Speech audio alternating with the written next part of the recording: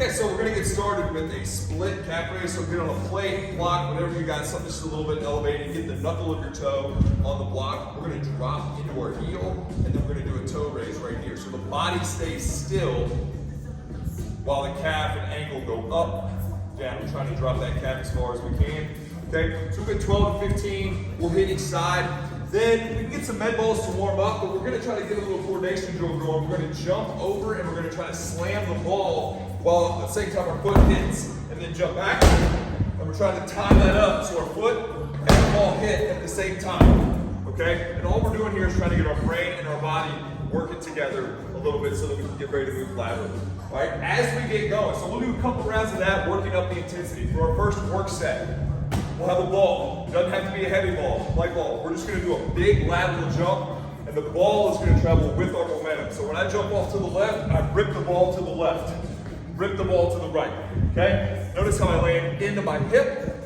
I absorb all that force, then redirect it to the other side. Rip that ball. If balance is an issue for you, you can actually take this inside foot, don't throw it over here, drop it on the inside, and you can touch the ground. If you take it off the ground, we're gonna just challenge your stability a little more.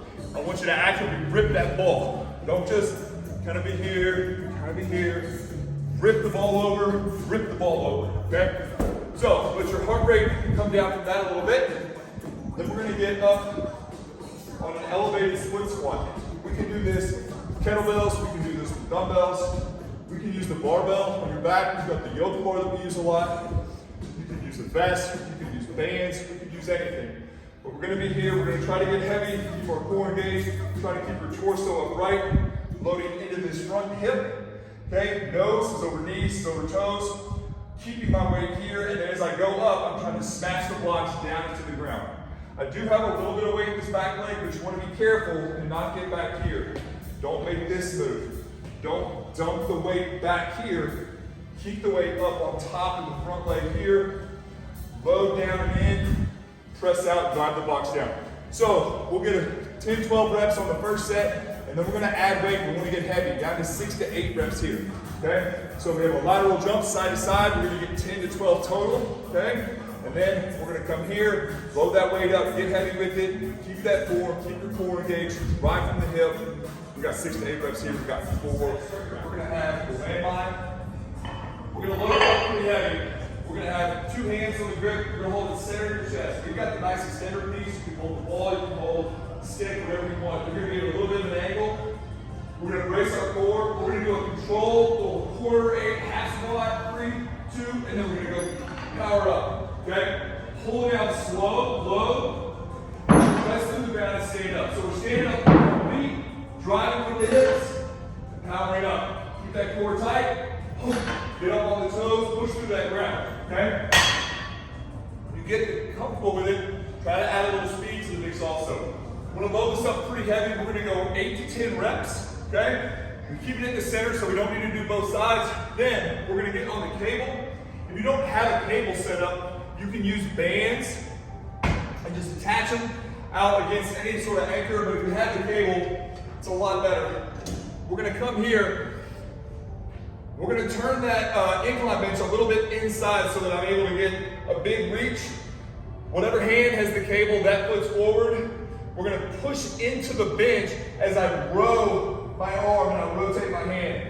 Let that shoulder blade go when you reach out. So the shoulder blade has wrapped around the rib cage, the bottom of the shoulder blade is kind of tipped up a little bit, and then I retract the shoulder blade back towards the spine. Push through the bench as I pull. So it's important that I push through that bench as I pull and I get a little rotation. My lower body's not really moving a whole lot. I'm trying to get a big rotation there. I'm gonna get 10 to 12 on each side. Rest for about 1.5 to 2 minutes.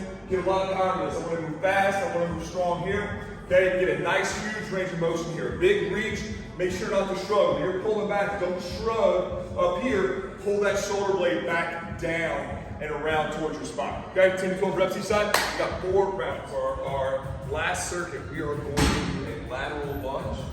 So we're gonna step out. We have the weight, we'll keep it down here, and then stand up through that leg we just stepped out with. So load that hip and then stand up.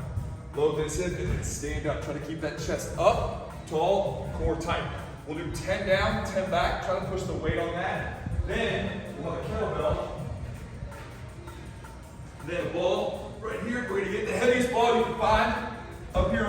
forward, then you'll have your kettlebell here, and we're gonna do our marches. Not letting the ball or the kettlebell pull you off to the side, keeping this elbow and chest up, don't sink to the side, don't let the kettlebell pull you off, don't let the kettlebell be swinging.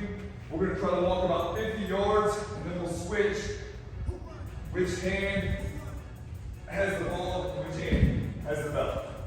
Okay, we have 4 rounds there. Don't need to rest in between, just keep rolling.